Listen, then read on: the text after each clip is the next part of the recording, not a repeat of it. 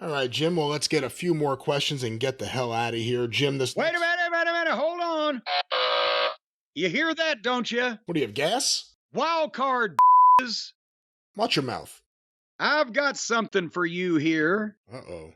A surprise guest the program. Because I have done another trade with another individual. Thank you, Joe Moosoff, up there in where you are. I don't want to give you any clues.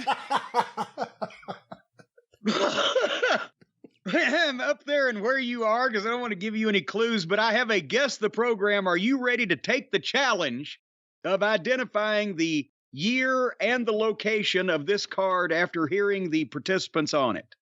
Yeah, of course. This is always fun. All right. The opening contest.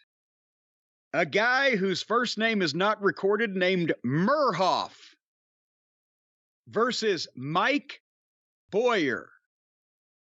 And at first I thought, wait a minute, because they're only giving first names on the lineup, but I read in the other place in the program, this was indeed Mike Boyette, but he was a young star at this time, had not taken the Boyette name yet, and his real name, he used it in Memphis in 1979 also briefly, was spelled Bower, Mike Boyer, in the first match against Murhoff. A bonus match, Big Luke versus Jack Daniels. Okay. The semi-windup, the Mighty Igor versus the Big K. A special attraction handicap match, the Crusher versus Larry Hennig and Harley Race. And in the main event, Billy Red Lions versus Dr. X. Okay. I didn't expect it to go where it went after Murtaugh, or whoever you said it was, against Mike Boyer. But then you said Moose Cholak against Mighty Igor? No, I didn't. I said Mighty Igor versus the Big K. The Big K, Stan Kowalski. Sorry to associate Moose Cholak with Stan Kowalski. Well, either one would have been offended if that's what I mean. They're both dead. What was the main event again? Billy Red Lions versus Dr. X.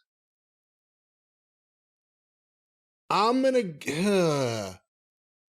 What was this? The wind-up?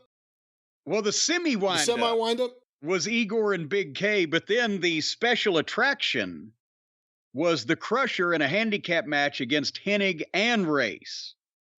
Okay, so I'm gonna guess 1968. It's either an AWA town or Chicago, which technically wasn't an AWA town. It was split between Dick the Bruiser, Wilbur Snyder, and Vern Gagne. It would either be just me guessing a random AWA town, and I don't know if that would have been a St. Paul or a big main event there. I'm going to go with Chicago 68. Well, you talked yourself out of it. You almost had it. September 21, 1968, you bastard. St. Paul, Minnesota. Oh, man. You talked yourself out of it. This was not a Chicago card. I should have known that it wasn't a Chicago card, but the Crusher kind of, I don't even know why that would have changed the way I thought. Yeah, you would have gone to Milwaukee. See, I thought the Crusher and Hennig and Race is the one that gave it away, because the first three, and Billy Red Lions and Dr. X could have been the era you got, but it could have been anywhere. But the problem is, in my head, I heard Moose Cholak for whatever reason that pushed me to Chicago.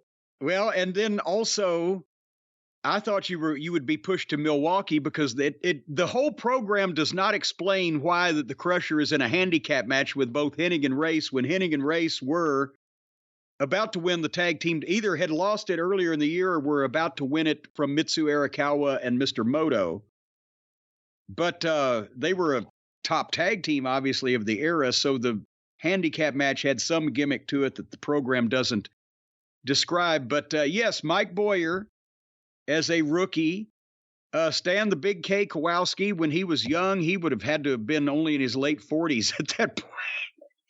And Dr. X, for the folks who... Yeah, that's how I knew 68, by the way. Well, yeah, because that was the thing, is that Dr. X was Dick Beyer, the Destroyer.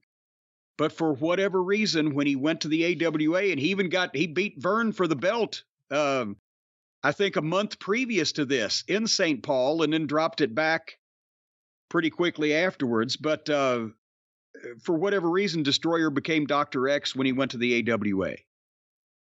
And that, do we know why? Has anybody ever said why?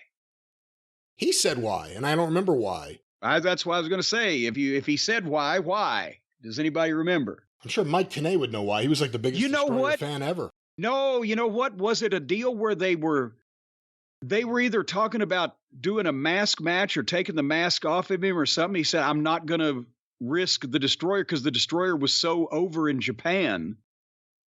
He didn't want to risk Destroyer getting bad publicity or press or whatever, or being unmasked, so he did something else. Something like that. You know what? If that's the case, is that the first example of a wrestler worried about their booking in America, how it would affect them in Japan? I don't know if it had been the first one, because by the late 60s, I think that was ingrained in everybody, is that, you want to go to Japan, they're going to pay well, it's an experience, but, you've got to keep an eye on but at the same time, the Destroyer was over in California and Toronto and a variety of places in this country. I think he was protecting the Destroyer anywhere rather than just the Destroyer in Japan.